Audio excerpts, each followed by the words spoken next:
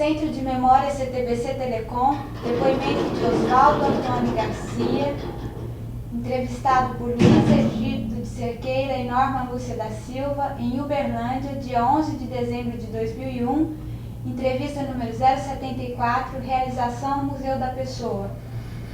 Ok. Boa tarde, seu Oswaldo. Boa tarde. Eu gostaria que, para início de conversa, o senhor, por favor, nos dissesse o seu nome completo, o local e a data do seu nascimento. Meu nome é Oswaldo Antônio Garcia, natural de Uberlândia. Nasci em 7 de julho de 1924. O nome do seu pai e da sua mãe, por favor. José Alves Garcia e Josefina da Cruz. Qual era a atividade do seu pai, seu Oswaldo? Meu pai, quando em Portugal, ele tomava conta de turmas que trabalhavam na lavoura, na colheita de abóbora, batata, colheita de uvas e várias atividades, vamos dizer assim. E quando veio para o Brasil, o primeiro serviço dele trabalhou na Estrada de Ferro Mogiana e depois então foi carroceiro transportando mercadorias da Mogiana, da estação da Mogiana, para várias empresas de Uberlândia, como Casa Pova, Joaquim Fonseca e Silva, Vicente Nicolela, Teixeira Costa, eram empresas que tinham Uberlândia nessa época. Então ele era um carroceiro de preferência dessas empresas, transportando as mercadorias. Perfeito. Seu Oswaldo, em que parte de Portugal, em que região de Portugal seu pai vivia e trabalhava? Na região a região lá é Viseu, é mais ou menos o centro de Portugal, acima acima daquela cidade histórica que na memória no momento me falha a memória, mas é na Lapa do Lobo, que é distrito de Viseu, onde meus pais moravam. Entendeu? E por que motivo ele veio para o Brasil? O papai veio para o Brasil tentar a vida aqui no Brasil, a chamado de meu tio, que eu gostaria de contar a vocês de outra maneira como ele veio parar aqui no Brasil. Como é que foi essa história? É o seguinte, pelos anos mais ou menos, segundo eu apurei, em 1885, 86, veio um tio da minha mãe aqui para o Brasil, por sinal, então, meu tio-avô. O nome dele, João Justino Fernandes. Ele era carpinteiro e montou aqui em Uberlândia, na época São Pedro de Uberabinha, ele montou uma marcenaria aqui em Uberlândia, cuja marcenaria eu tive a honra de frequentá-la na minha meninice, na minha adolescência. Ele funcionava na rua Silviano Brandão, fazia fundo com a Barão de Camargos. Naquela época, na década de 30, 40, só existiam duas marcenarias em Uberlândia, que era essa do nosso tio João Fernandes, cujos móveis ele chamava Móveis Fernandes. E tinha uma outra que era de Domingos de Freitas, cujos móveis eram chamados Móveis Freitas. E com o passar dos anos, né, eu já o conheci, meu tio, já bem mais idoso, onde eu nunca tinha visto, foi a primeira vez que eu vi na minha vida. Eu tinha um orquidário naquela época, ele já tinha um orquidário. Centenas de orquídeas ele conservava debaixo de uma parreira que ele tinha em sua casa.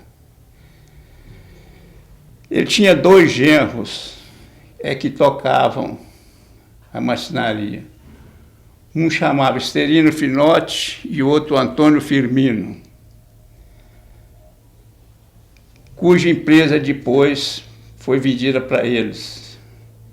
Então a empresa chamava Finotti Firmino. Então tinha um slogan: móveis finos e firmes. Móveis Finotti Firmino, móveis finos e firmes. Era o slogan deles. E posteriormente foi vendida, quem assumiu o comando dessa marcenaria foi o outro genro dele, que veio de São Paulo, da família Guarato, que existe até em Uberlândia hoje, ainda tenho filhos aqui em Uberlândia. Então, esse meu tio que foi foi o início da vinda dos portugueses da família Garcia e Agostinho para Uberlândia.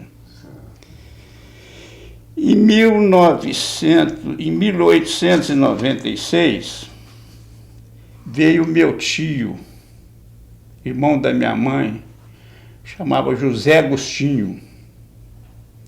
Ele veio a chamado do meu tio João Justino Fernandes para fugir do exército que ele tinha que cumprir em Portugal. Ele veio aos 17 anos, ele veio justamente para Uberlândia, na época São Pedro do Berabinha. E com esse meu tio, a profissão dele é a coisa mais interessante. Meu pai, minha mãe sempre falavam, ele não gostava se você falasse que ele era um comerciante, ele achava ruim. Ele gostava que se o chamasse era um industrial. Ele montou em Uberlândia, uma das primeiras coisas que ele fez foi uma cerâmica, onde fazia os seus ladrilhos, os seus potes, suas botijas, seus tijolos, suas telhas, entendeu?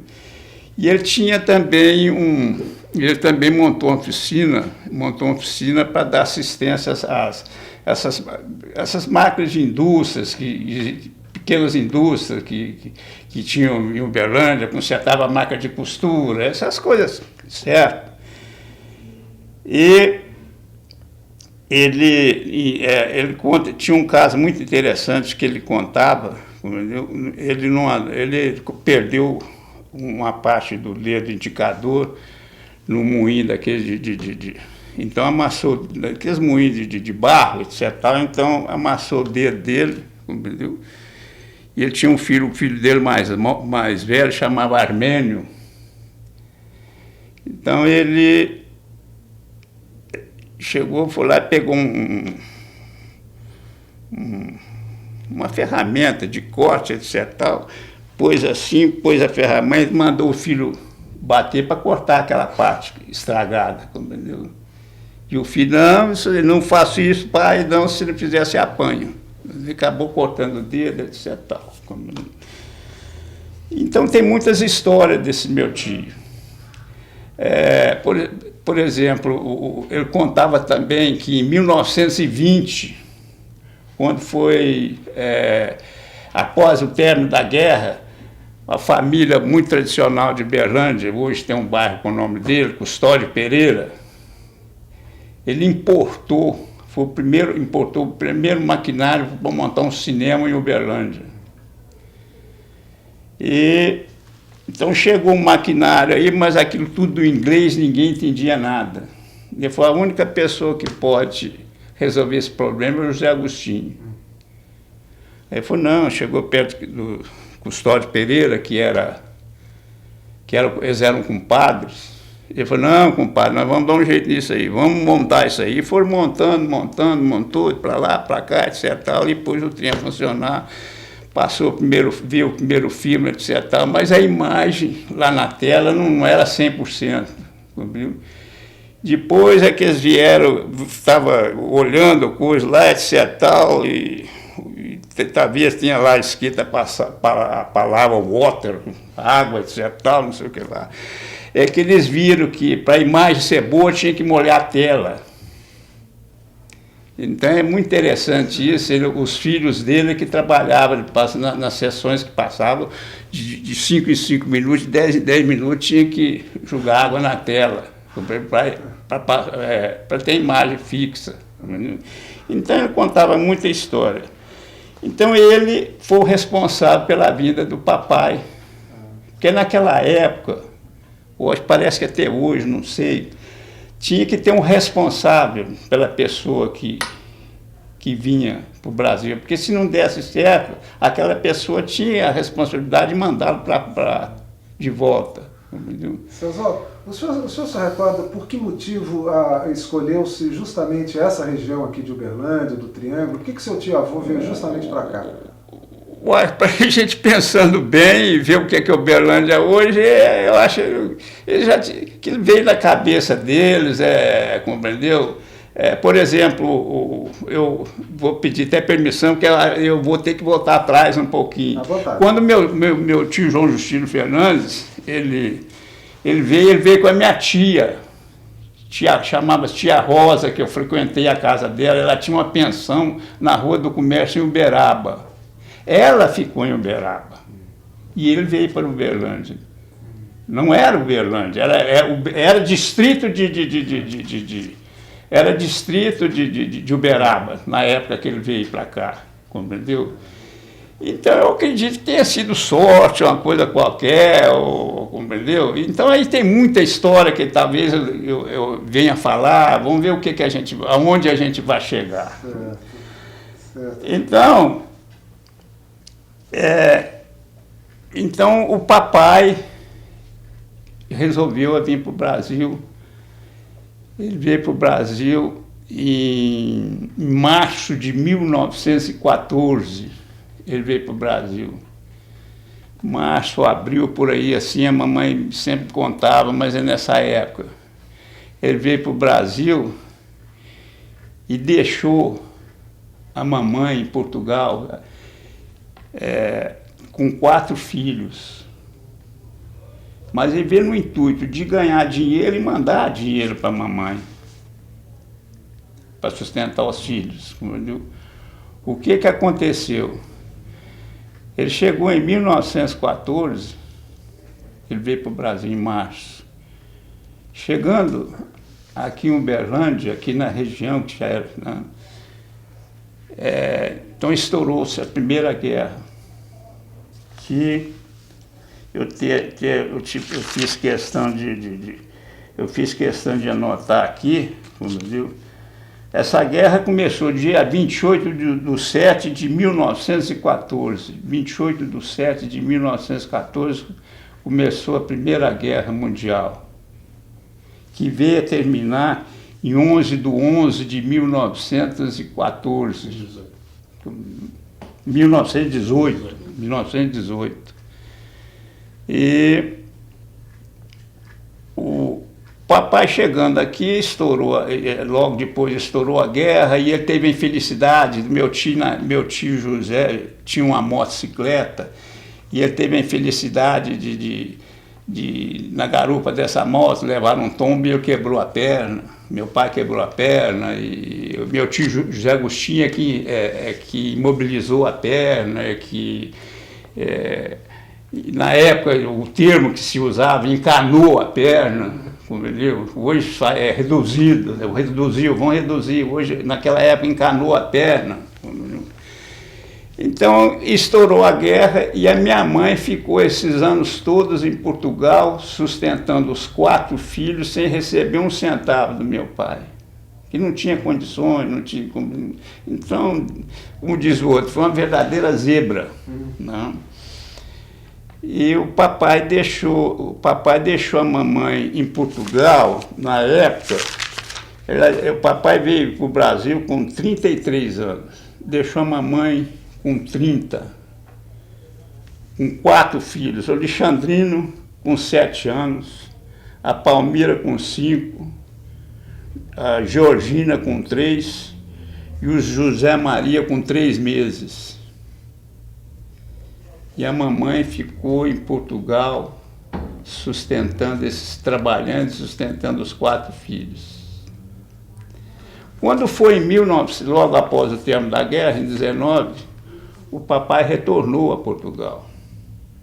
Ele retornou a Portugal e para voltar. Então ele já voltou como imigrante. Ele já voltou como imigrante e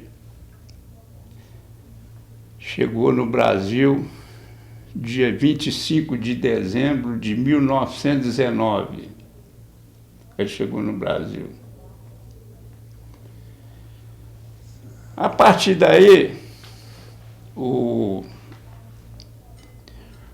José Maria, então, estaria, acho que, se não me engano, com 12 anos, o Alexandrino com 12 anos, ou vamos ver, 7 com 5 é 12 anos, né?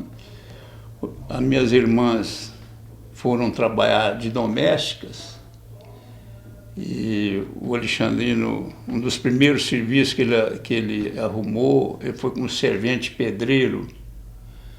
Hoje, no colégio estadual, que nós chamamos de museu, na Praça Adolfo Fonseca, foi o primeiro emprego dele.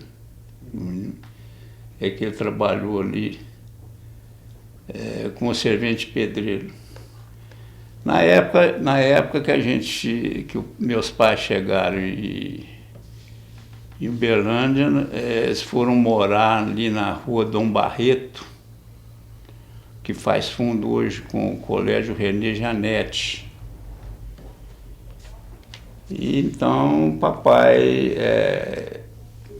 começou a trabalhar de carroceiro, que a gente já disse antes, e posteriormente eles adquiriram um pedaço de chão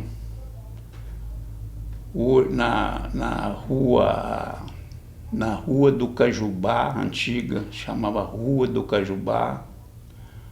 Depois passou a Princesa Isabel, 13 de Maio, e hoje Princesa Isabel.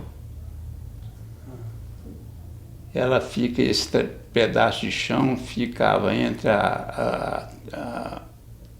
o Legário Maciel e a Santos Dumont. Ali então começou, a nossa vida começou ali. Minha mãe plantava verdura, e na chácara plantava verdura, o papai naquele serviço mais pesado ele ajudava e depois arrumava a carroça dele, ia fazer seus fretes, e a mamãe ficava plantando a verdura, entendeu? E dali é que partiu o início da nossa vida, do nosso desenvolvimento. Começou ali. Eu até os 10, 11 anos, eu vendia verdura na rua. E todos nós trabalhávamos, não tinha esse negócio com 4, 5 anos, sempre ajudando, arrancando um capim, compreendeu? E o português é bem duro, né? Gosta a gente tinha uma vida saudável, bebia um vinho, compreendeu? Desde criança meu pai nos ensinou a beber vinho, compreendeu?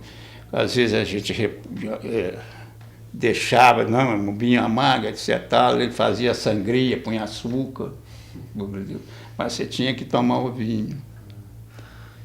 E ali começou, então, a vida, como dizer, a nossa vida da família José Alves Garcia.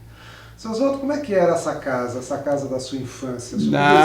Era uma casa simples, uma casa de chão, molhava-se o chão, aquele com o tempo você pisoava, ficava como isso aqui, todo dia jogavam água para varrer, compreendeu?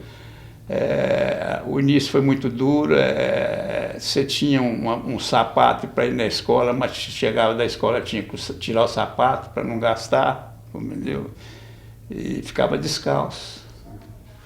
Então foi mas compensou porque a gente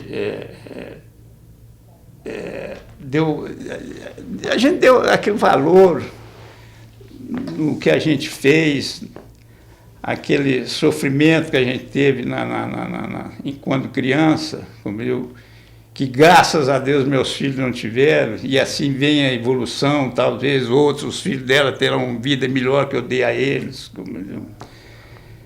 O senhor seria capaz de descrever como é que era a divisão interna da casa, como é que a casa se dividia? A casa naquela época, o que tinha? Tinha chamar de pau a pique, que era de adobo, de barro, entendeu? Ela tinha uma sala, na frente uma sala, ao lado um quarto, no meio uma outra sala muito grande, onde fazia-se refeições, dos dois lados mais 2 quartos, e tinha uma área que descia assim, onde era a cozinha. Uma casa muito simples, coisa simples, compreendeu? Coisa que você vai analisar, essas casas de casebre que a gente vê isso aí hoje, compreendeu? Mas dali a gente então partiu para outras fases. Eu gostaria de, se Pode o senhor falar. permite, de insistir um pouquinho nesse período, porque é uma família grande, né? Uma família com 7 filhos, 8 filhos. Isso.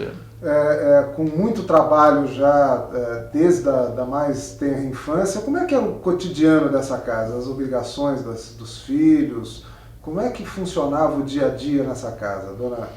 A dona Josefina era muito dura? Não, era. A mamãe foi muito durona, teve muitas fases. Ela é muito carinhosa, mas nos trazia um cortado danado, compreendeu? E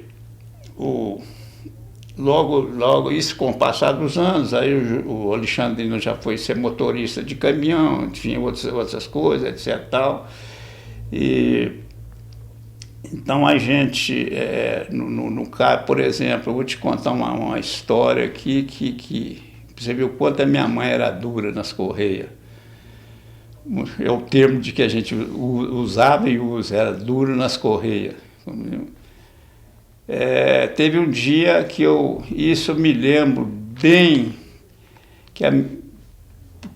foi no ano de 1936. Eu lembro bem porque nessa época ela tinha ido a Portugal, depois que ela voltou, veio ao Brasil, foi a primeira vez que ela voltou a Portugal, em 1936. Também não voltou mais. E ela nos trouxe um reloginho de bolsa, etc. Com português, com aquela correntinha, o português gostava muito de usar aquele relógio com a corrente, etc. Tal. Eu me lembro muito bem que foi no ano de 1936, porque eu tirei dela R$2.000 e falei para o Vicente, nós vamos assistir o seriado hoje do Rin-Tin-Tin. Ele falou, não vamos não, porque a mamãe bate, a mamãe faz isso. Eu falei, não, nós damos um jeito. Nós vamos falar que vamos brincar na praça e de lá nós vamos ao cinema, etc. Tal. E assim ele me acompanhou, e nós chegamos tarde já. E o Agenor e a Diolinda, nossos irmãos, nos aguardavam. E falou só, a mamãe, mas o papai vai pegar vocês amanhã. Vocês foram ao cinema? Não fomos não, etc. Tal. Aí a mamãe, no outro dia cedo, me perguntou, onde vocês... Não, porque nós fomos ao cinema, mas vocês não pediram. Eu falei, não, porque nós estávamos lá na porta, e o Alexandrino passou, perguntou se a gente queria ir no cinema, e a gente falou que queria, ele comprou 2 entradas e nós fomos. E ela engoliu, não apanhamos não. Isso foi na sexta-feira. No sábado é que ela aconteceu. Quando foi no domingo, o Alexandrino foi em casa. foi lá em casa, já era casado. Chegou lá e começa a contar a história, a mamãe lembra do negócio, pergunta aí, falou, não, eu não comprei entrada para ninguém, não. Aí o Zé Maria, que é o irmão mais velho, foi lá, pegou eu e o Vicente e trouxe. Fala a verdade. Aí eu falei que tinha tirado o dinheiro dela. Ah, você nem calcula o tanto que nós apanhamos.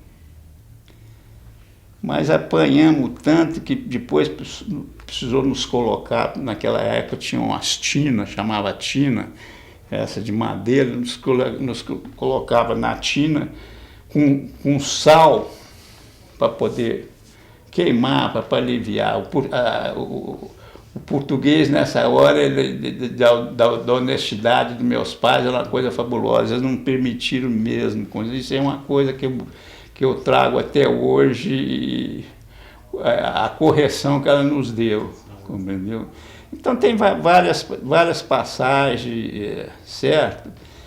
Então, com o passar dos anos, talvez já tenha sido aqui em outras histórias aqui, a vida do Alexandrino, que ele foi motorista de caminhão, ele foi ferreiro, trabalhou em máquina de arroz. Ele, em 1928, antes do casamento dele, que foi em 29, ele trabalhou em Jataí, em Goiás, como maquinista de máquina de café, de arroz, etc. Tal. Então, com tudo isso que aconteceu, quando foi em 1933, em 33, então o papai, com o Alexandrino, e o meu tio, João Agostinho, que é irmão do José, que veio depois, resolveram comprar uma máquina de arroz. Então compraram uma máquina de arroz que funcionou ali na Praça Antônio Carlos, hoje Praça Clerimundo Carneiro. E essa máquina de arroz, ela foi comprada para ser desmontada e ser novamente montada num local, no Pontal do Triângulo Mineiro, chamava Porto do Cemitério. Hoje é uma cidadezinha que chama Divisa. Do outro lado, que é São Paulo, a cidade chama Colômbia. Na época Colômbia, hoje se fala Colômbia. Na época, isso já em 1933, 34, nessa época já se falava que o fracasso que ia ser no Triângulo Mineiro, nessa região nossa, porque a estrada de ferro paulista, ela foi até Colômbia, na divisa de Minas. Então se falava que ela ia atravessar o rio, ia Jataí, Mato Grosso. Então essa parte toda aqui ia ser, vamos dizer, desenvolvimento zero, por causa dessa estrada de ferro. O que aconteceu? Logo que se comprou a máquina de arroz, começou a aparecer clientes querendo beneficiar arroz, que compravam um caminhão de arroz, limpa isso aqui para mim, então, e limpa, e chega lá um, outro, etc. A máquina de arroz não parou. E meu tio João falou, gente, vamos pegar mais arroz de ninguém, não, vamos desmontar a máquina para mudar. E o Alexandrino, mais o papai, achou que não devia mudar, não, que aqui estava tão bem aqui, ia tão bem, para que ia mudar para uma coisa que não tinha certeza ainda. Então meu tio João não concordou, então falou, então vocês me compram a minha parte. Aí o papai, mais o Alexandre, não tinha dinheiro, então nessa época ele socorria o tio João Fernandes, que já era um industrial, está bem capitalizado, etc. Tal. E Então o tio João emprestou dinheiro, eles compraram a parte do meu tio João foi fazer outros negócios, e eles ficaram com essa máquina de arroz. Então dessa máquina de arroz é que partiu o nosso sucesso, a nossa independência, entendeu? Então partiu dessa máquina de arroz. Quando aparecia um caminhão de arroz para comprar, que o Alexandre não tinha dinheiro, tinha pouco dinheiro, não dava para pagar tudo, um emprestava de cá, o outro emprestava de lá, etc. Tal, entendeu? E então o nosso sucesso começou nessa máquina de arroz. Nessa época o senhor tinha 9 para 10 anos de idade. E o senhor já, de algum modo, participava desse... Constantemente eu ia levar, a mamãe fazia o café à tarde e eu levava o café, entendeu? E lá então tinha aquela moega onde despeja o arroz e você tem que empurrar o arroz para ele descer para pegar no elevador e levar para as peneiras, etc. Então meu serviço era com a pá ficar chegando aquele arroz na moega, entendeu? Então, desde a minha participação, quando não estava vendendo verdura, ia na escola, no grupo e depois não ficava à toa, não, entendeu? Vamos dizer, o estrangeiro hoje, na época, ele cobrava muito e a gente só tem que agradecer a Deus a criação que a gente teve, porque a gente deu gente, graças a Deus. Entendeu? Eu gostaria, senhor Oswaldo, por favor, que o senhor me falasse um pouco dessa sua primeira escola. Qual foi a sua primeira escola?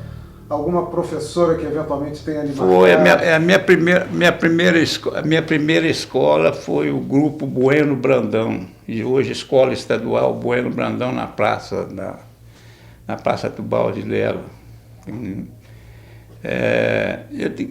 Tem alguma passagem, eu tinha uma professora que chamava-se, hoje tem um nome, tem uma rua com o nome dela que constantemente está na televisão, que é uma das ruas que a enxurrada mais destrói aqui em Uberlândia. E Ermelinda,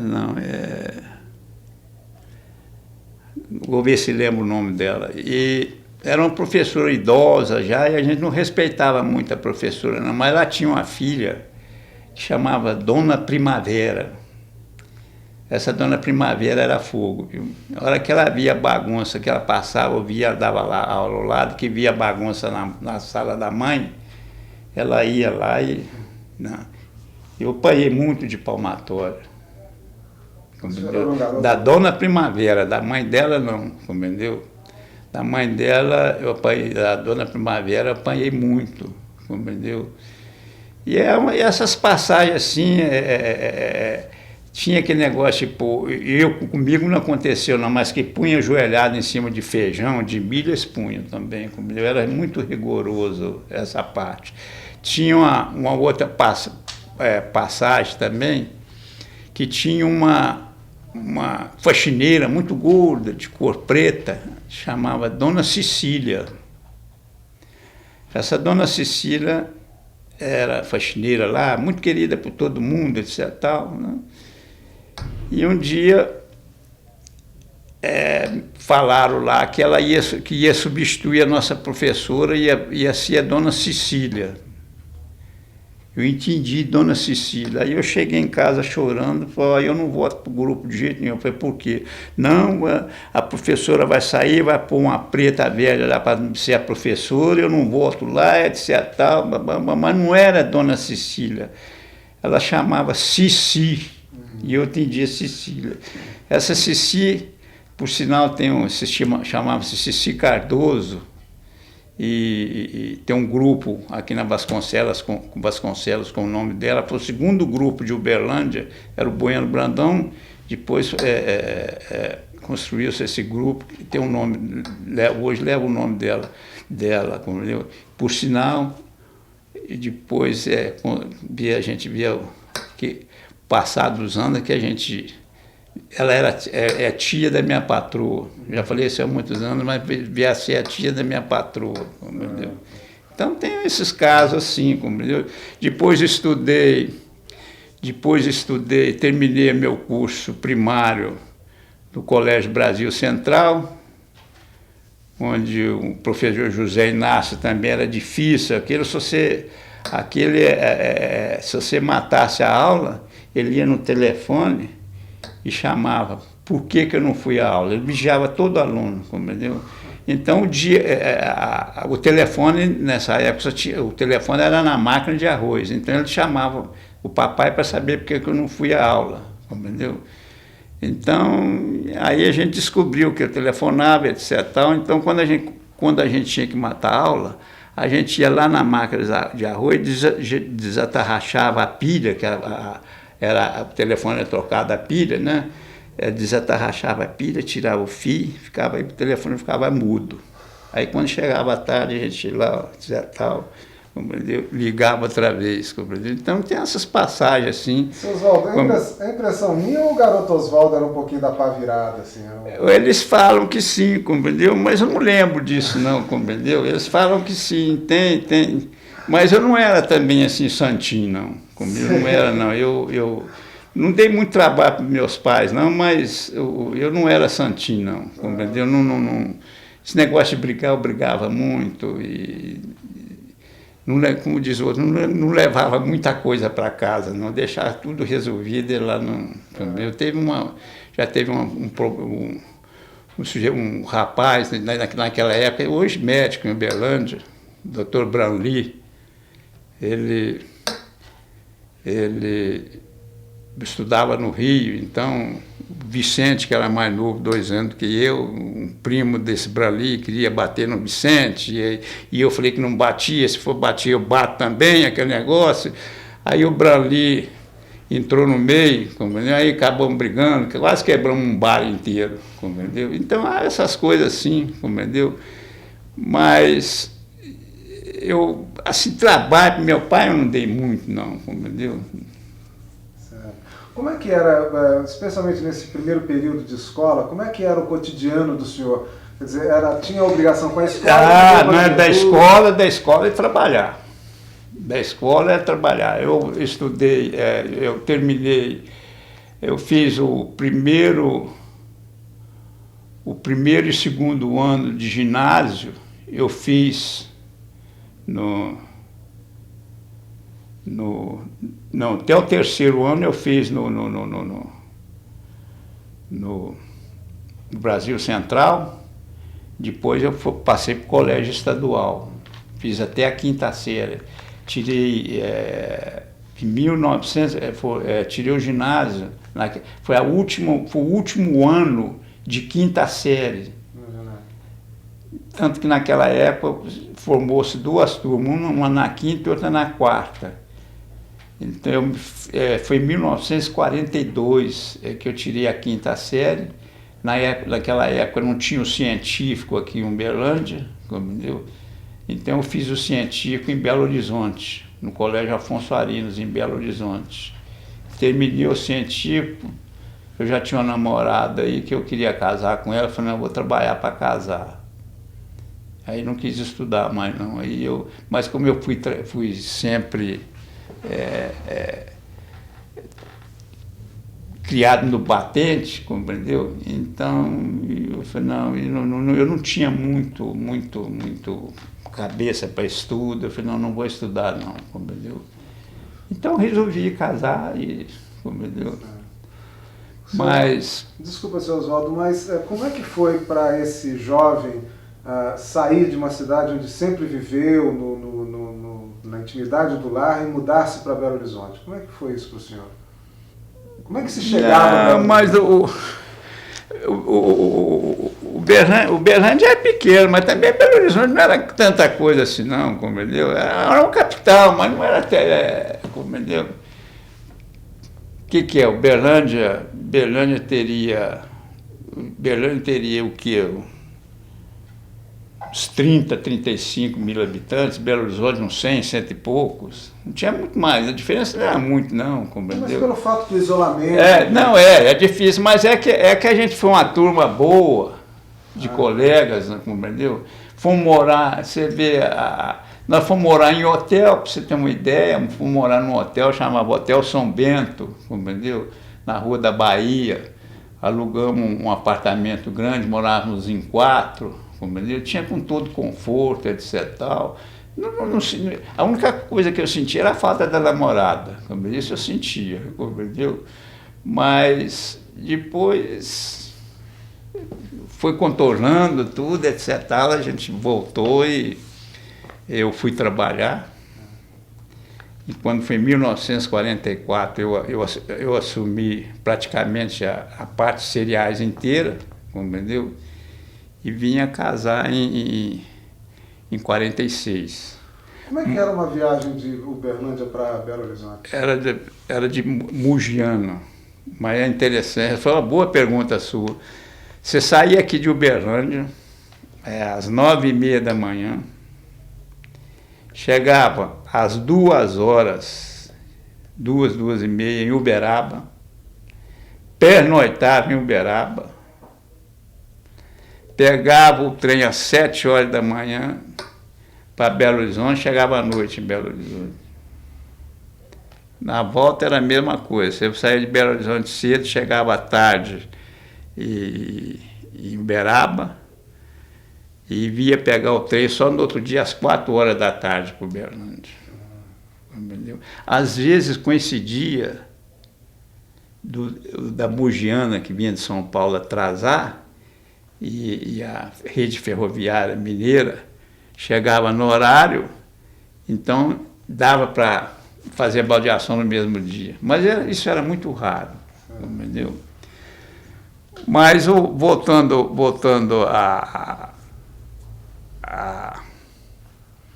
conversa, vamos dizer assim, em 1940, então, o Alexandrino com a Genor, que trabalhava na máquina de arroz,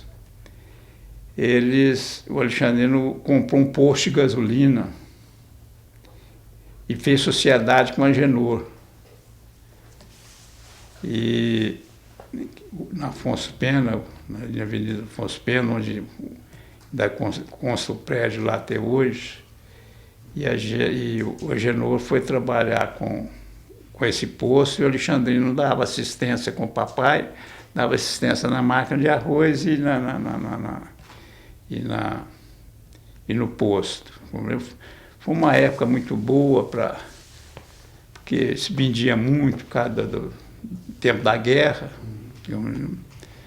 e principalmente gasolina, o que se tinha vendia tudo.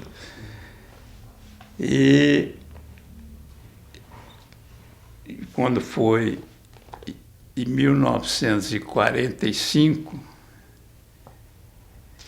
eu comecei em 44, quando foi em 45, a empresa do meu pai, com Alexandrino, na máquina de arroz, José Alves Garcia e Filho. E do posto Alexandrino Garcia só. Então, quando foi em 1945, fundiu as duas empresas e passou a chamar, então, Irmãos Garcia e Companhia Limitada. Depois, com o passar dos anos, passou a SA, compreendeu? E quando foi em 1900 e eu fiquei na máquina de arroz de 44 até 50. Mas quando máquina de arroz, ela trabalha 6 meses e praticamente para 6. Quando ela parava de beneficiar arroz, que só tinha a época da safra, aí 6, 7 meses, aí ela fechava, parava, então eu subia e ia para trabalhar no Irmãos Garcia. Eu ia trabalhar em Irmãos Garcia quando então fundiu-se as duas empresas em 45 e em 40 logo após 45 nós fomos nós fomos nomeados distribuidor de automóveis da General Motors e caminhões GMC e automóveis Buick e Pontiac. Então, nessa época, vamos dizer, de 45 até 50, 51, eu vivia mais, me casei em 46. E de 46 até 50, eu mais vivi em São Paulo do que aqui em Uberlândia, transportando veículos, caminhões, automóveis, eu que ia buscá-los em São Paulo, compreendeu? Você podia contar um pouco mais detalhadamente esse episódio? Porque o senhor sai de um negócio de cereais e cai para o ramo, digamos, automotivo. Completamente.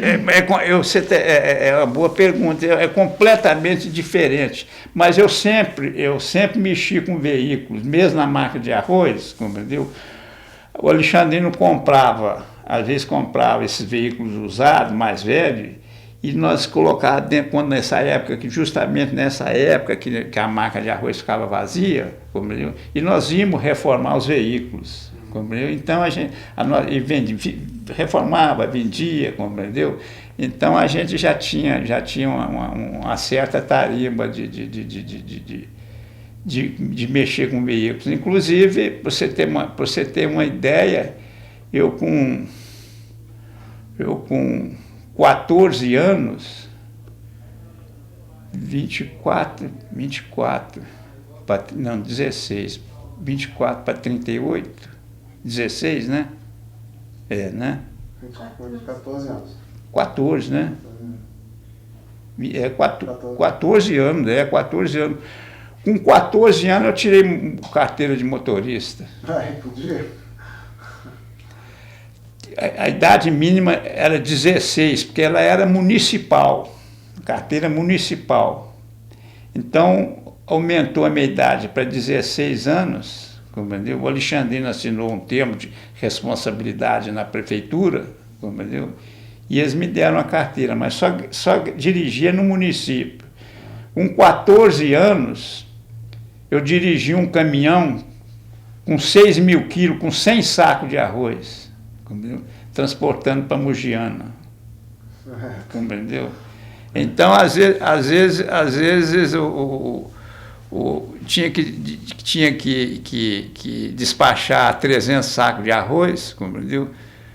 Eu falei, Oswaldo, que você chegar da escola, você vem que tem que despachar arroz. Eu ia na escola cedo e depois do almoço pegava o caminhão para despachar o arroz, levar o arroz para Mogiana. Então, isso é uma coisa assim que marca muito, compreendeu? Essa mudança que você disse aí, compreendeu? Eu não senti muito, justamente porque a gente já tinha essa convivência em conserto de veículos, aprendi a dirigir cedo, compreendeu? Na realidade não foi uma mudança, foi uma transição. Isso, realmente. E como é que chegou, como é que houve essa oportunidade da representação da GM em 45? Como é que chegou esse negócio? É porque é o seguinte, na época a General Motors importava 2 tipos de caminhões, Chevrolet e GMC. Já tinha representação Chevrolet em Uberlândia, que era o Margonari S.A., Demar Margonari. E eles queriam uma distribuidora para o caminhão GMC em Uberlândia. Então a empresa nossa foi a primeira empresa a ser procurada, compreendeu? Então, os caminhões GMC eram muito mais vendáveis do que o caminhão Chevrolet, compreendeu? Então aquilo foi um sucesso. Mas depois, com o término da guerra, compreendeu? Com o término da guerra não, minto. A importação ainda foi até 54. Né? Nós não fomos concessionários GMC até 1954. Então, depois é que parou a importação, veio a fábrica Chevrolet de caminhões para o Brasil. Então, a gente fomos nomeados Chevrolet também, então tinha 2 Chevrolet em Uberlândia. Que era... Essa revenda, digamos, os senhores também forneciam assistência técnica, tinha mecânica, essas coisas? Tinha tudo, tinha tudo. O principal da concessionária é assistência técnica, entendeu? Se você não der assistência técnica, o cliente não volta mesmo, entendeu? Então, a sala de visita da concessão é a oficina, você ser bem tratado dentro da oficina, porque senão lá na frente você não volta lá na frente. Se você não for bem tratado, você não volta mesmo, entendeu? Porque não adianta você ser bem tratado no salão, aquela coisa chique, bonita. Chega na hora de ir para a oficina, ser maltratado, você compreendeu? Não é maltratado, não dá atenção, compreendeu? Então aquilo é muito interessante. A oficina é uma continuação da venda de outros veículos, né? E daí já veio a experiência lá da máquina de compreendeu? Isso, veio aquela experiência, compreendeu? Então, a gente continua dizendo que esse sucesso que a gente teve foi um sucesso de muito trabalho, viu? Um sucesso de muito trabalho, de muita peleja, de muita harmonia, porque senão a gente não chegava lá, não. Entendeu? Eu queria que o senhor nos dissesse como é que foi o senhor mencionou esse seu trabalho de ir a São Paulo, buscar os caminhões, buscar veículos e tudo mais. Era uma viagem muito complicada? Os senhores iam com frequência? Como eu disse a você, eu quase que morava em São Paulo, compreendeu? Casadinho de novo, e de vez em quando eu levava a patroa, compreendeu? Mas casadinho praticamente novo, e mais morava em São Paulo do que Uberlândia. Às vezes eu chegava sábado cedo, quando segunda-feira cedinho já tinha uma passagem de avião em cima da minha mesa para me voltar. Eu só ficava sábado e domingo em casa, compreendeu? Mas na época tinha avião daqui para São Paulo constantemente. O Uberlândia já teve ocasião de ter 8, 10 voos diários para Uberlândia, para São Paulo, compreendeu? São Paulo, Rio de Janeiro, compreendeu? Ele tinha naquela época várias companhias de aviação, entendeu? Então não faltava passagem, não tinha nada. A VASP, por exemplo, ela nos fornecia um cartão. Esse cartão hoje que a gente usa de crédito, etc. Tal, chegava no balcão da VASP, tá aqui, ó. A gente enchia a passagem, entregava, comprava com cartão. Todos nós tínhamos cartões de compra de passagem de avião. Eu viajava demais, compreendeu? Então essa parte de transporte foi muito fácil. Agora, a vinda de lá para cá, que era difícil. Como é que era uma viagem? Até 1944, até 45, 44 não tinha um metro de asfalto de São Paulo, Uberlândia, só chão, só terra. 45, acho que foi no ano de 45, no governo de Adhemar de Barros, eles asfaltaram, não é asfalto, eles concretaram São Paulo a Jundiaí. O trajeto era São Paulo-Campinas, mas eles vieram só até Jundiaí. E depois chegou à conclusão que o cimento que gastaram de São Paulo a Jundiaí dava para vir em Ribeirão Preto.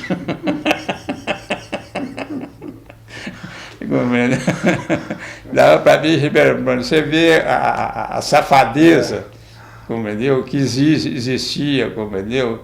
E isso não acaba nunca. Que seja de ver essas corrupções, isso não vai acabar nunca, viu? Compreendeu? Então, Aí depois então veio o asfalto, mas ele demorou aí uns... Demorou o quê? Demorou mais uns 5 anos ou mais para o asfalto chegar aqui em Delta, entendeu? E depois de Delta para cá, até Uberlândia também era outro trajeto, outra agonia. Você chegava em Uberaba, tinha duas estradas. Tinha duas estradas para você vir de Uberaba para você vir em Uberlândia. Uma chamava Chapadão e outra chamava Santa Maria. Todas as duas, na época da chuva, não tinha jeito. Eu cheguei a gastar 2 dias e 2 noites em Uberaba aqui, de caminhão. Não andava, atolava, etc. Aqui via Mogiana, via Chapadão, que é uma estrada de ferro, é uma estrada que ia acompanhando a estrada de ferro da Mogiana, compreendeu? Mas era muito difícil. Depois, então, surgiu uma nova estrada ligando Uberaba a Belo Horizonte. E nós ligamos. Isso foi em 1950. E nós ligamos Uberlândia a Almeida Campos. Almeida Campos é uma estação de ferro que tem da Estrada de Ferro Mineira, antiga Estrada de Ferro Mineira, chamava Almeida Campos. Então, você ia quase lá perto de Araxá, para depois pegar a estrada para ir para Uberaba. Mas era uma estrada toda pavimentada, não, toda encascalhada, etc. Tal. Então, você dava uma volta de 100 quilômetros. Mas andava bem. Enquanto por aqui dá 100, por aqui ia se gastar 200, mas você ganhava no tempo, não tinha atoleiro, não tinha nada. E com veículos novos, né? Isso, foi aonde a gente vai conversando, vai recordando. Foi aonde essa estrada, a saída dela era a Floriano Peixoto está para cá, né? A saída dela e a entrada, quem vinha de São Paulo, era na Floriano Peixoto. Todo o trajeto que você tinha que sair, São Paulo para São Paulo, a saída é essa aqui. E a chegada também. Foi aonde que em 1949, nós estávamos sentados lá no escritório junto com o Agenor, o Alexandrino falou assim: Oswaldo, eu estou achando que você está perdendo muito tempo aqui conosco. Isso aqui não te cabe aqui, não. Eu falei, o que foi? Ele falou, não, nós vamos arrumar outro negócio para você tomar conta e... Aí eu falei, o que tem aí? Ele falou, eu tô vendo uns terreninhos ali na Floriano Peixoto. Nós vamos, hoje a entrada e saída para São Paulo não tem um posto de gasolina, não tem nada. Não. Então nós vamos construir um posto de gasolina lá. Então acabamos, isso foi em 48, 49. Aí compramos terreno e começamos a construir um posto de gasolina. Construiu-se o posto de gasolina e Floriano Peixoto, para cima da Estrada de Ferro Mogiana, fora tá para lá, né? É isso. A Mogiana passava ali na João Naves de Ávila. Você recorda, a Mogiana vinha, subia, a João Naves de Ávila era a Estrada de Ferro. Então, ali para cima da Estrada de Ferro, tinha uma meia dúzia de casas, só aí o campo de futebol do Juca Ribeiro, o estádio Juca Ribeiro. Então, nós construímos um posto de gasolina lá coisa na época, coisa muito chique. E falei assim, se chega o motorista aqui querer dormir, onde é que ele vai dormir? Em volta não tinha uma pensão, não tinha nada. Então, nós resolvemos construir um hotel. Fizemos um segundo andar, construímos um hotel em cima, como eu digo. E quando foi dia 30 de novembro de 1950, eu assumi. Nós formamos uma empresa naquela época com um capital de R$2.000, 2.000 cruzeiros, acho que era cruzeiro. Então formamos um capital e eu assumi lá como diretor-presidente dia 30 de novembro de 1950, saí em julho de 95, fiquei lá 45 anos. Como é que chamava a empresa? De 1950, saí em julho de 95, fiquei lá 45 anos. Como é que chamava a empresa? Hein? Como é que chama o nome da empresa? A empresa é Garcia S.A. Indústria e Comércio. Mas Garcia S.A. Indústria e Comércio. E eu então, a gente vai recordar, você falou que eu não ia ficar 2 horas aqui, mas é capaz de ficar 3. Se eu for lembrar o que eu tenho de... Não, compreendeu? Mas então,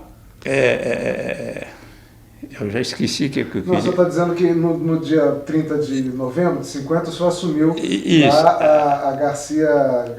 Garcia S.A. Isso, Garcia S.A. Indústria e Comércio. Então, naquela época, o Correio fazia muita questão do endereço telegráfico.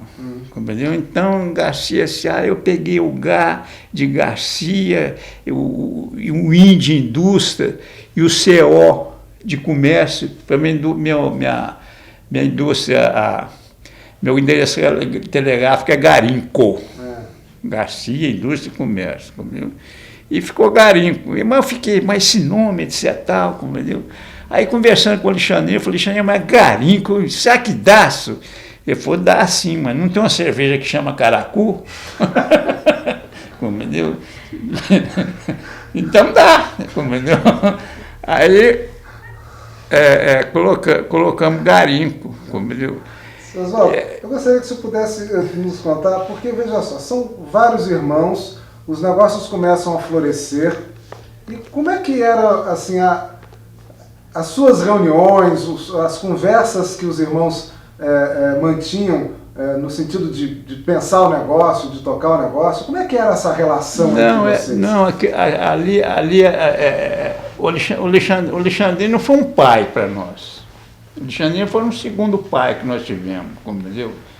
E aquilo foi um homem extraordinário, fora de série, aquilo tinha uma cabeça que você nem calcula, compreendeu? E ele sempre pensava para frente, compreendeu? Sempre com ideias boas, pensando só no nosso bem-estar, compreendeu? E aquelas reuniões que a gente fazia, às vezes ele era duro nas correias, falou, você errou nesse ponto aqui, assim, eu não errei. E no fim, se eu tivesse errado mesmo, eu ia lá pedir desculpa. Se ele via que eu tinha razão, ele vinha e falava, ó irmão, você está certo, entendeu? Então eram umas reuniões bem francas, bem saudáveis, entendeu?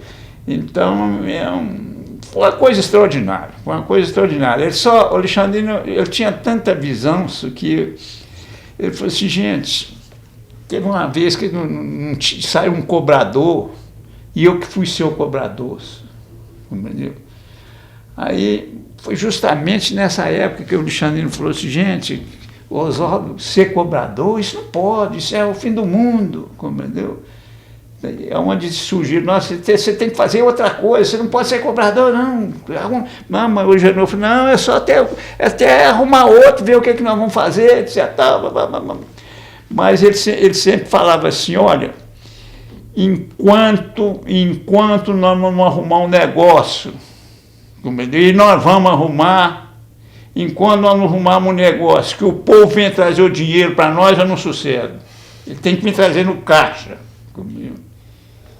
E ele arrumou. Companhia telefônica. Né? Antes que a gente chegue na companhia telefônica, seu Oswaldo, como é que foi, na sua visão, a aproximação que ele fez da associação comercial, que ele acabou liderando a associação comercial? Ali ele foi presidente da associação comercial em 53, depois reeleito acho que em 54, compreendeu? Alexandrino sempre trabalhou muito, ele adorava Uberlândia, ele sempre trabalhou muito em Uberlândia nessa parte de estrada, de estradas para o Triângulo, trabalhou muito para a ligação de Uberlândia a Monte Alegre, na época Uberlândia a Monte Alegre, você vê que era aquela luta, né? E ele tinha, às vezes a gente precisava falar em São Paulo, por exemplo, eu estava lá em São Paulo, queria falar comigo, eu tinha que ficar sentado o dia inteiro no hotel esperando para poder receber um telefonema de Uberlândia, não se falava, compreendeu? E ele sempre falou, isso é um absurdo, isso não pode, etc, tal, e tal, babá.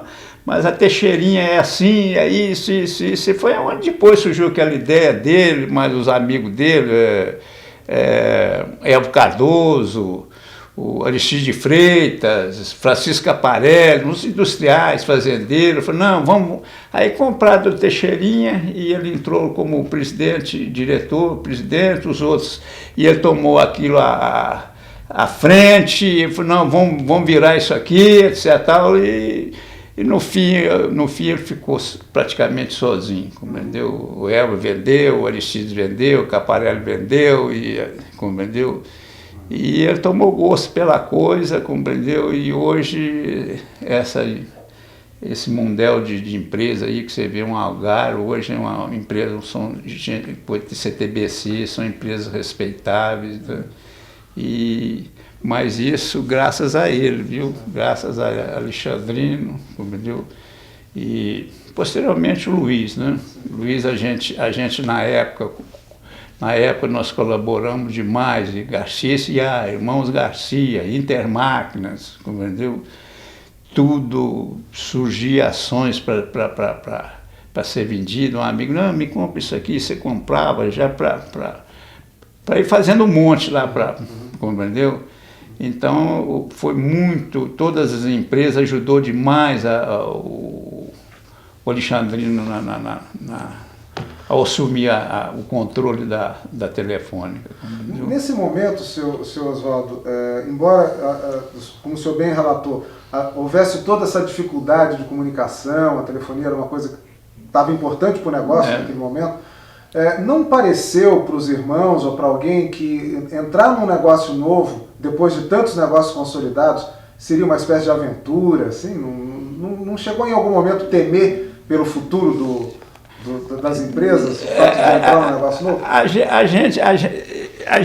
Eu, por exemplo, não me surpreendi, não, porque eu tinha meu negócio. Garcia S.A., já não tinha Irmãos Garcia, o Walter tinha Intermáquinas, mas aquilo lá não podia falhar, compreendeu? A telecomunicações era péssima, então aquilo só tinha que ir para frente, não podia falhar de jeito nenhum, compreendeu? E depois, então, veio lá depois de uns 4 anos, 60, acho que foi 60, não, 60 já foi. 60 foi a inauguração de Brasília, se não me engano, né? Já veio, você vê com a inauguração de Brasília que isso nos trouxe muita coisa. Você vê a telecomunicações começou com a fundação de Brasília, que começou o desenvolvimento da telefonia com essas me esqueço o nome, essas estações de transmissão que tem hoje, compreendeu? Então, eu acho que ele acertou em cheio, viu? Acertou em cheio e ele foi muito feliz. E até hoje eles estão levando o dinheirinho lá, eu levo, você leva, todo mundo leva o dinheirinho lá para ele. Só um minutinho, vamos interromper um pouquinho para a Catarina poder sair, que ela está aflita. Podemos começar, seu Oswaldo? Ok. Seu Oswaldo, o senhor estava nos contando, portanto, desse momento em que o seu Alexandrino vislumbra no negócio da telecomunicação exatamente aquela ideia que ele sempre teve de montar uma coisa em que o consumidor o cliente fosse levar o dinheiro na boca. Para não ter cobrador, né? Para não ter cobrador. Para não ter cobrador. Mas isso foi uma visão de futuro rara para a época, né? No momento em que o país estava começando a deslanchar. Mas eu acho que aí você enganou um pouco. Eu acho que a visão um novo Brasil começou já com o governo Juscelino. Com a construção de Brasília. A construção de Brasília, compreendeu? E não tinha onde você pensar o contrário. O Brasil só tinha... Isso aí é uma coisa, uma riqueza que esse país tem. Ela só tinha que ir para frente, tinha que ter uns homens mais sérios, né? E graças a Deus a gente teve aí uns governos bons, compreendeu? Eu, por exemplo... talvez tem muita gente que seja contrária a meu parecer, mas para mim os governos militares para mim foram fabulosos, não vão fugir muito não, mas você vê hoje a falta de energia no Brasil, isso é a maior estupidez do mundo. E hoje o que nós temos de usinas, quem construiu foram os militares. Entendeu? Então, naquela época, todo mundo gritava, gente, esse povo só sabe fazer usina, não sabe fazer mais nada. Entendeu? Me recordo quando foi para construir Itaipu, gente, aquilo todo mundo era contrário àquilo, entendeu? Então, eu acho que nós tivemos um governo, eu acho que a partir do Juscelino, o Castelo Branco, o primeiro lá, o primeiro presidente após o Getúlio, o Dutra? Dutra foi um governo manso, um governo gostoso, um governo de muita sensatez, um governo muito honrado, etc. Então eu acho que daí a partir disso, dessa democracia e depois um pouco de militarismo, eu acho que o Brasil só tinha que pensar, ir para frente, não tinha outro pensamento. Essa é a minha opinião. Eu acho que o Alexandrino acertou em cheio com a parte de telecomunicações, que veio na hora. Hoje em parte de telecomunicações, tudo que existe de melhor no mundo, nós temos no Brasil. Então nós entramos na hora. Nós não temos nada arcaico. Foi tudo... nossas coisas é tudo moderno hoje, entendeu? E a CTBC é uma companhia exemplar dentro do Brasil. Tudo de bom que vai acontecer, ela é a primeira a fazer. Seu Oswaldo, ainda nesse período de 54, quando o senhor Alexandrino entra no negócio, que é um momento que coincide com o início da construção de Brasília, essa época até a inauguração de Brasília, como é que foi o impacto desse movimento de construção de Brasília numa região que está na metade do caminho, né? Quer dizer, essa região do Triângulo é uma região de metade de passagem. Certo, mas o Berlândia participou demais com a construção de Brasília. O Berlândia tinha grandes fornecedores para Brasília, inclusive hoje, pelo menos de nome, você já deve ter ouvido falar, mas tinha um sujeito, uma pessoa que eu admirava, por sinal português, entendeu? Chamava Oswaldo de Oliveira, um sujeito do entusiasmo fora do comum, na construção de Brasília, um berlandense roxo, entendeu? Um berlandense... ele não é português, pelo menos ele nasceu em Monte Alegre. Os pais são portugueses, eram portugueses, compreendeu? Mas então o Berlândia, essa região aqui, ela contribuiu demais com a construção de Brasília, viu? Certo. E surgiram então as novas rodovias, né? Novas estradas, compreendeu? E curiosamente, seu Oswaldo, estão aqui os 3 maiores atacadistas do país, né?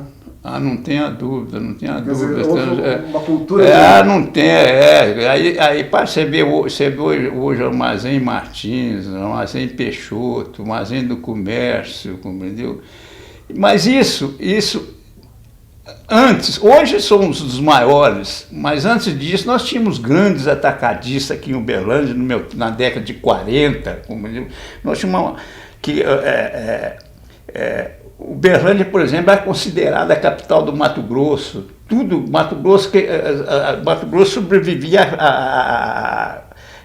com fornecimento de Uberlândia. Nós tínhamos aqui Viúva João Calixto, grande atacadista. Nós tínhamos Teixeira Costa, grande atacadista. Nós tínhamos Joaquim Fonseca e Silva, grande atacadista. Francisco Caparelli, grande atacadista. Depois veio J. Viríssimo, essa é uma empresa que veio de fora, essas todas uberlandenses. Essa J. Viríssimo veio de fora, compreendeu?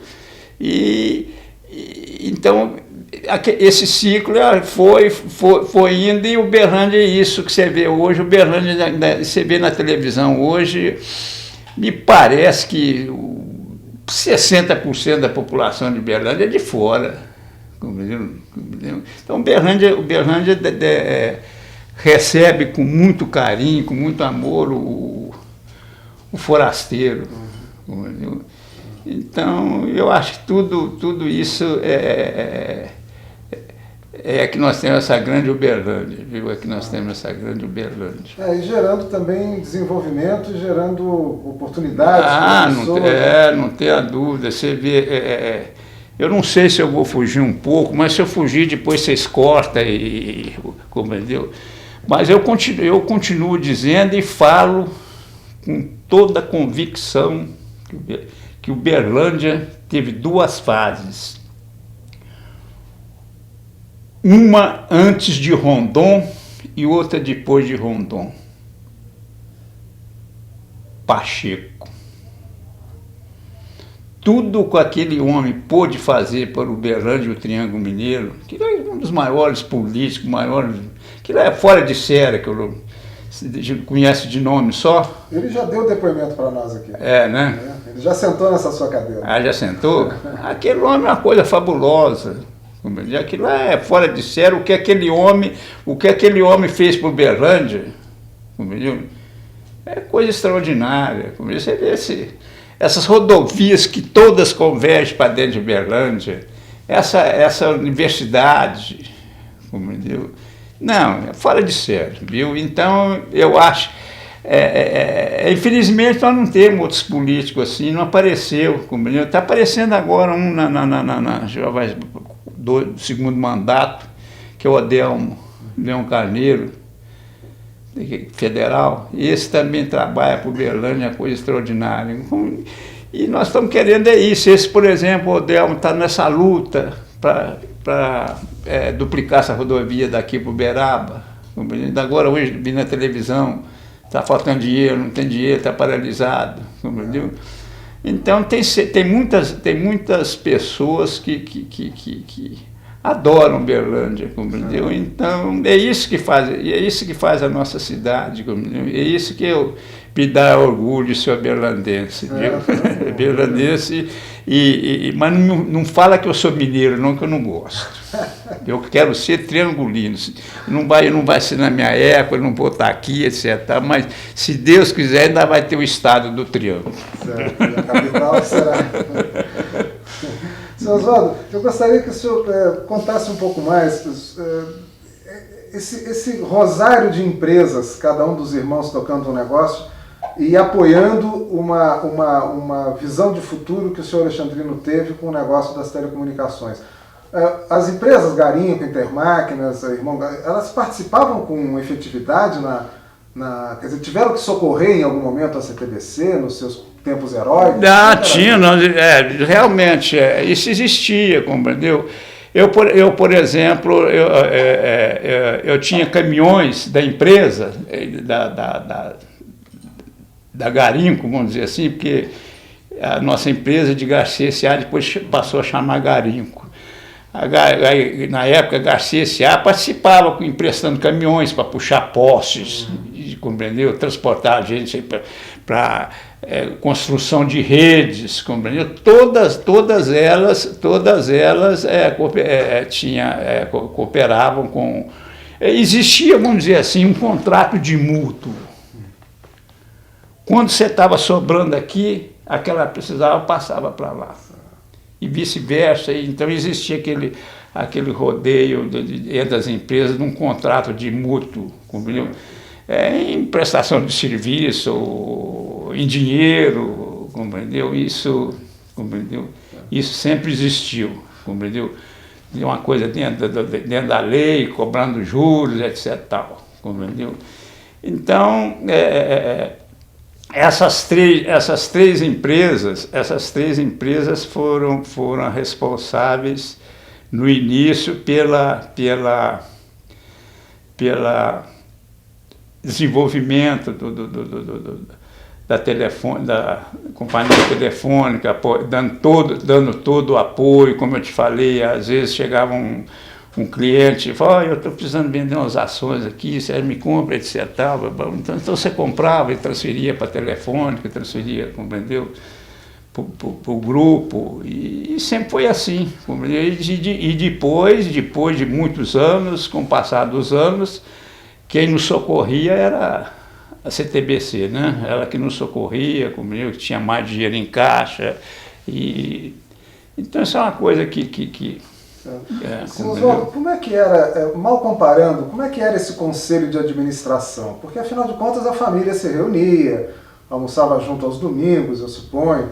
Como é que eram essas conversas?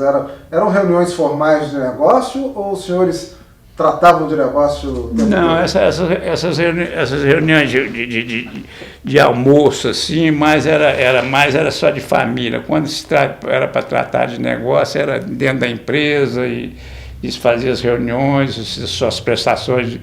Todo fim de ano tinha as prestações de conta, etc. Tal, compreendeu? Como hoje mudou, hoje tem o que chamam, se não me engano, de Prodex. Isso todo ano é feito, inclusive essa semana agora deve ter o Prodex lá na Posada, compreendeu? Então lá em espécie, na prestação de contas, compreendeu? Mas isso sempre houve, que todo mundo prestava suas contas, recebia seus parabéns, ou recebia seu puxão de orelha, compreendeu? Mas quando se reunia assim para um jantar, para um aniversário, um trem qualquer, às vezes surgia não deixa de surgir alguma coisa, né, em sentido de empresa. Mas era muito difícil, mas é só parte da família mesmo. E nesse processo, seu Oswaldo, a gente pode dizer que a liderança disso tudo era o senhor Alexandrino? Era ele que dava um pouco a visão maior? Não tenha dúvida, não tenha dúvida. O Alexandrino é aquilo que eu te falei no início, aquilo lá tinha uma visão extraordinária, enxerga muito longe, e ele controlava a família toda. Aquilo torno a repetir, foi um outro pai que nós tivemos, compreendeu? E tudo que nós temos, nós agradecemos a ele, com a nossa ajuda, com nossos esforços, a gente conseguiu chegar aonde a empresa está hoje. Entendeu? Eu seria pedir muito para o senhor me dizer, ou dizer para nós, qual foi a lição mais importante, mais notável que toda essa convivência com o senhor Alexandrino, qual foi a lição mais notável que ele deixou?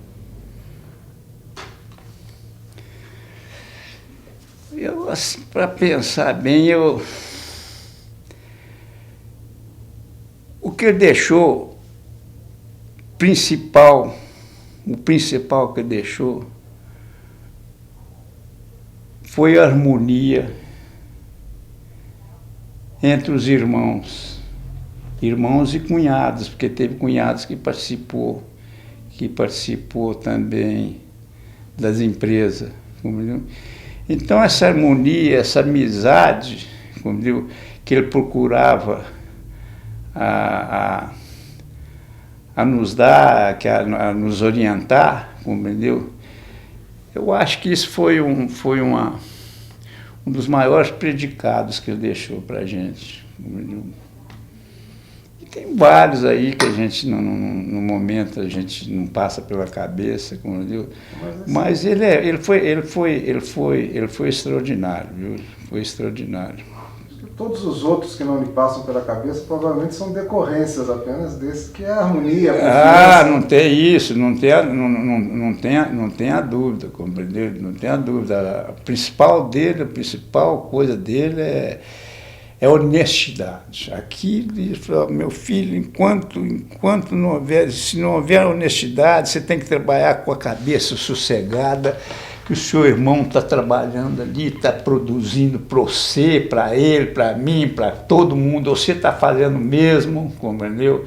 Então, honestidade é a coisa mais sagrada que existe, é ser honesto, compreendeu? Então, a gente tem muitas coisas que ele nos ensinou e a gente transmitiu para os filhos, compreendeu? Então, tenho, não posso falar, mas vou falar, eu tenho uma família maravilhosa, compreendeu?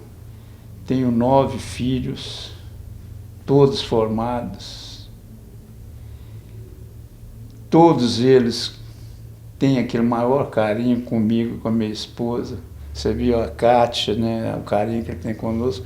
Então, isso tudo vem do berço, tudo vem daquilo que foi ensinado pelo Alexandrino e pelos meus pais, entendeu? A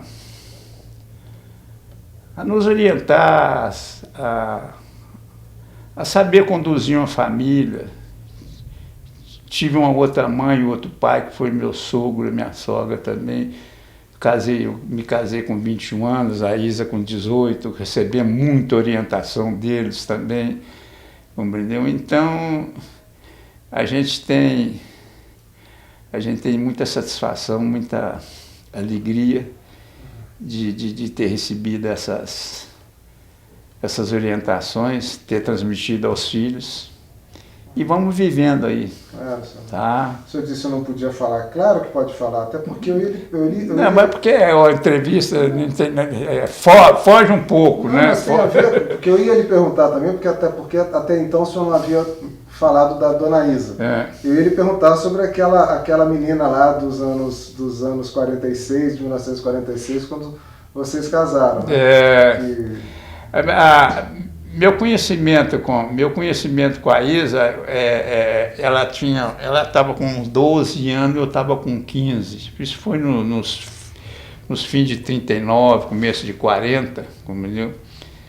Eu encontrei, achei aquela menina muito bonitinha, passando na Afonso Pena com os livros debaixo do braço. Aí eu mexi com ela fez a cara ruim para mim, etc. E foi embora. Depois falou para o irmão dela: você fala para aquele português que ele para não mexer mais comigo, não.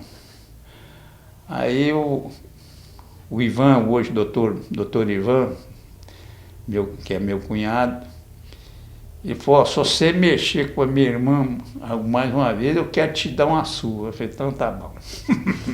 Mas não. Na época, seria uma brincadeira de me bater, que ele não ia me bater, né? Mas aí a gente começou a brincar, etc. E a gente teve, logo no início em 40, no fim de 40, eu comprei uma correntinha de ouro e a gente já dava aqueles flertes, etc. Eu namorava de longe. Que ele ia à missa das 10, era sagrado, todo dia, todo domingo era sagrado, você tinha que ir à missa. Hoje ninguém liga para isso. Eu, por exemplo, não vou à missa mais, entendeu? Mas no tempo de menino, de adolescente, mesmo depois de casado, a gente ia à missa constantemente. Mas eu comprei uma correntinha para ela em 1940, no Natal. E ela foi à missa, eu peguei e dei a correntinha para ela, não queria pegar de jeito nenhum, etc. Tal. Aí pegou e chegou, ela morava no colégio estadual, lá no museu, chegou lá e contou para a mãe: eu tenho uma namoradinha assim, assado, me deu essa correntinha assim, entendeu? Foi muito bem, minha filha, você me contar, porque ele me tinha me falado que ia te dar. Ele tinha falado para minha sogra, filho, cara de pau, forte, eu vou dar uma correntinha para sua filha, viu? Mas, então, ele... Aí começou, compreendeu? Então foram 6 anos de namoro, 4 anos de namoro, 4 anos e meio de namoro, 1 ano e meio de noivado e 56 casados. Que beleza. Entendeu? Como é que foi o dia do seu casamento, Cezola? A primeira é interessante. É umas histórias que a gente vai contando aqui, mas não sei se vale para essa entrevista claro que a gente vale. Compreendeu. É o seguinte, naquela época, você pegar na mão da moça era a coisa mais difícil. Então, de escondidinho, você pegava, etc. De vez em quando roubava um beijo. E, para você ter uma ideia, eu consegui sair com ela sozinho para ir ao cinema na véspera do meu casamento. Na véspera do meu casamento, eu saí com ela, compreendeu? E nós fomos ao cinema. E a avó dela, que era nossa companheira, nossa lanterna, ficou com raiva, passou a mão nos netos, tudo, foi atrás e assentou. Eu fui ao cinema e assentou atrás da gente. Compreendeu? Então essas coisas assim é gostosa a gente contar, porque é diferente de hoje, mas o que tá acontecendo hoje você tem que concordar, é evolução, entendeu? Hoje o sujeito já chega, pega na mão da menina, dá um beijo, etc. Antes era difícil, entendeu? Então no dia do casamento, entendeu? Acabou o casamento, nós passamos, tiramos fotografia, eu pus ela dentro do carro e falei, agora vamos dar uma volta. Comigo. Aí dentro do carro, eu abracei, beijei à vontade, aí falei, agora estou aliviado, agora vamos embora. Compreendeu? Então a gente, aí no outro dia, saí para São Paulo de Mogiana ou de avião. De avião eu não queria ir, então nós fomos fomos na Mogiana. E fomos para São Paulo, para a lua de mel, e cheguei lá, não teve lua de mel, nada, porque eu fui trabalhar. Tinha General Motors, retirar carro, fazer isso, fazer aquilo. Naquela época da guerra, a guerra ainda não tinha terminado, não, terminou a guerra. A guerra tinha terminado, a guerra terminou dia 7 de maio de 45. Já tinha terminado a guerra, entendeu? Mas tinha muita falta de mercadoria, por exemplo, pneus, não existia pneus. Nós trabalhávamos muito com pneus, então eu ficava naquelas indústrias atrás de pneus, etc. E quase que não tinha, retirava caminhões e vendia por lá mesmo. Então eu quase que só tinha um fim de semana que nós fomos para Santos, entendeu? Mas foi muito bom, muito gostoso, compreendeu? E hoje, infelizmente, ela fumou bastante, teve um enfisema pulmonar, e hoje mudamos de casa, nós morávamos no centro, hoje moramos num bairro muito tranquilo, onde tem muita árvore, ela passa bem, compreendeu? Mas ela não fica sozinha, não. E eu não a deixo sozinha também. Às 3 horas, a empregada vai embora, aí eu fico com ela dentro de casa, até no outro dia. No outro dia eu saio, vou ver uma coisa, vou numa fazendinha que os meninos têm aqui, entendeu? E fico praticamente em função dela, entendeu? Mas o meu amor por ela é muito grande, entendeu? E é recíproco também, viu? Então a nossa vida é essa aí, viu? Tem uns filhos maravilhosos, você nem calcula. Olha, pode ser que uma família tenha filhos maravilhosos igual os meus, mas é difícil, viu?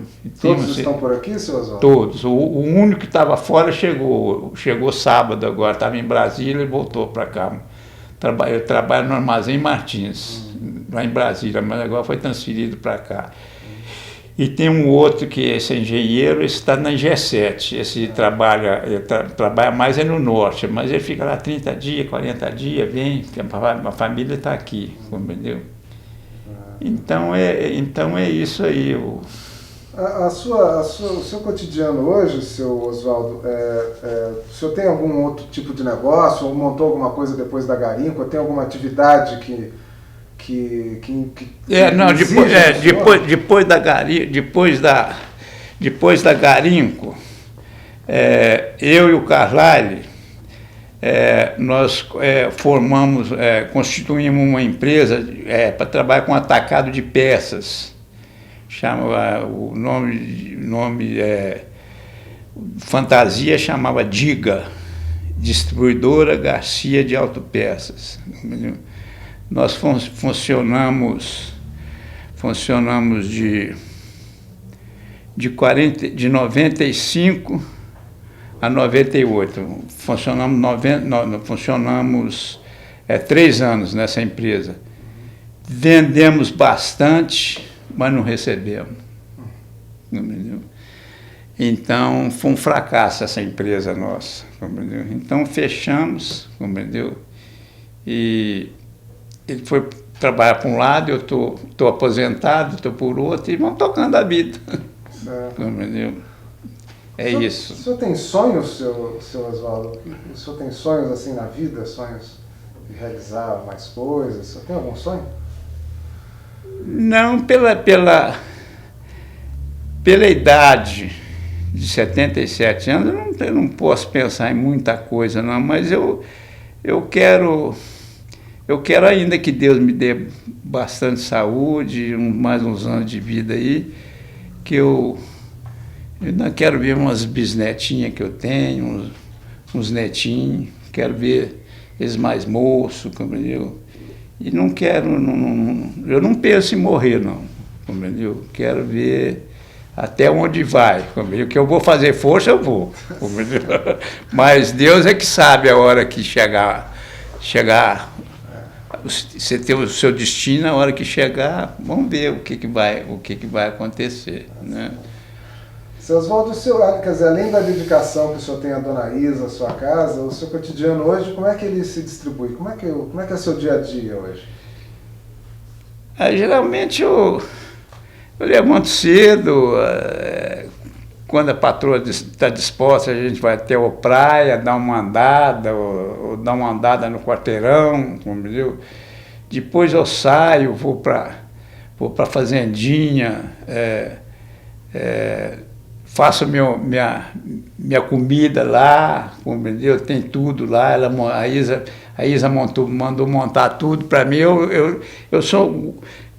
Não, para mim isso aqui serve como fogão, cozinha aqui, mas a Isa não quer. Ela mandou montar uma casinha lá, tem uma meia água lá, mandou fazer uma cozinha bem chique lá para mim, com geladeira, tudo direitinho. Então eu vou para lá cedo, olho o gado, ajudo a tirar leite, a vacinar gado, entendeu? Olhar uma horta, e faço meu almoço, ligo a televisão, vou ver jornal. Quando dá 2h30, 3h, eu venho para casa. Entendeu? Esse é mais ou menos o meu itinerário. Às vezes, venho aqui, em vez de ir para lá, vou visitar um amigo que a gente tinha, ex-funcionários que estão estabelecidos aí, a gente vai visitá-los, vai bater um papo, etc. Tal. É mais ou menos isso a vida minha hoje. Essa fazendinha é próxima da daqui 20 quilômetros, é logo aqui, pertinho. É uma coisinha pequena, 20 alqueires, mas dá para se divertir bastante, viu? O senhor é cozinheiro também, senhor? Eu cozinho, gosto de uma cozinha. Entendeu? Minha patroa me ensina uma vez só, não precisa ensinar outra vez não. Entendeu? Qual que é a sua especialidade?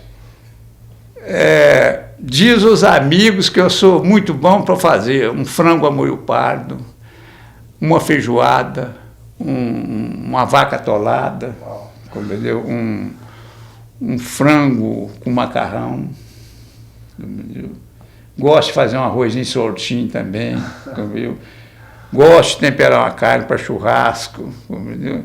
Então é isso aí. Viu? A minha mãe sempre diz que homem cozinheiro ele vai para a cozinha só para ser elogiado. Como é que é? Ela diz que o homem só vai para a cozinha para ser elogiado. Ah, elogiado. Essa é boa. Mas que a gente fica satisfeito, não tenha dúvida. Mas você vê, a hora que você vê o colega levantar e lá, já fez um prato desse tamanho, levanta e repete, assim, deve estar gostoso. Ou ele está com fome, compreendeu? Mas o golpe é você deixar para sair bem tarde, compreendeu? Para estar bastante fome, porque aí ele está saturado já de cerveja, de uísque, então a hora que vem a comida ele... Está bem à vontade. É isso aí. Tá certo, seu Oswaldo. Seu Oswaldo, eu gostaria de saber se o senhor gostaria de ter dito alguma coisa que o senhor não disse. Não, aí não tem nada mais a declarar, não, compreendeu? Eu acho que o que a gente tinha de falar sobre a nossa vinda aqui para o Brasil, do meu salário para o Brasil, acho que foi esclarecido. Outras pessoas já devem ter falado, talvez também tenha falado, seria a mesma coisa, não, compreendeu? E não tem eu acho que não tinha que mudar nada, mas é isso aí, compreendeu? Quero agradecer essa oportunidade, a gentileza de vocês me chamarem aqui, compreendeu? E deixar gravado essa mensagem aqui para meus filhos, para o futuro. Quem sabe se depois você me dá uma fita dessa aí para me exibir para os meus filhos. Diz a Kátia que eu saí muito bem, não sei, vamos ver o que está saindo aí, né? Depois eles vão me dar a nota, né? Como é que o senhor vê o futuro dessa empresa que o senhor viu nascer, da CTBC? Como é que o senhor vê o futuro, sem lhe pedir nenhum exercício de futurologia, mas com toda a experiência que o senhor tem, com a visão que o senhor teve desde o início do processo, o que o senhor enxerga para frente? Para mim, eu só enxergo coisa boa, porque a telecomunicações está cada vez se aperfeiçoando mais, cada vez com mais tecnologia, compreendeu? Então, você vê, é incrível você com um pedacinho de um trem na mão, falar no mundo inteiro, teu telefone celular, isso é uma coisa espetacular, compreendeu? Então, eu acho que ainda tem muita coisa a vir aí. Eu acho que a CTBC ainda vai nos proporcionar, como uma empresa berlandense, ainda vai nos proporcionar muita alegria, viu? Certamente. Tá? Senhor Oswaldo, como é que o senhor sentiu dando esse depoimento para nós? O que isso significou para o senhor? Eu gostei muito dessa liberdade de vocês, de ter contado coisas que eu acho que pelo que é o museu, entendeu? Mas e vocês agradecer demais a oportunidade que vocês me deram de eu falar da minha família, dos meus amigos. Então, e falar um pouco da empresa, da vida da gente. Entendeu? Então a gente fica satisfeito, fica dá uma desabafada boa. Entendeu? E eu vou te ser sincero, eu até estou meio surpreso comigo mesmo, entendeu? Não sei se eu falei muita bobagem, se eu falei muita besteira, não sei, compreendeu? Mas eu com 77 anos, é a primeira vez que eu enfrento uma câmera assim. Então eu achei que eu ia ficar muito constrangido, tremer um pouco, Mas vocês me deram muita liberdade, vocês foram muito camaradas, já me trataram com muita simplicidade, com coisa, compreendeu? Então eu gostei demais de vocês. Vocês estão de parabéns também, viu? Tá? Você também, todos vocês, viu? Seu Oswaldo, você não sabe como é bom ter o senhor aqui com a gente. Muito obrigado. Muito obrigado a vocês, viu? Felicidade para vocês todos, viu?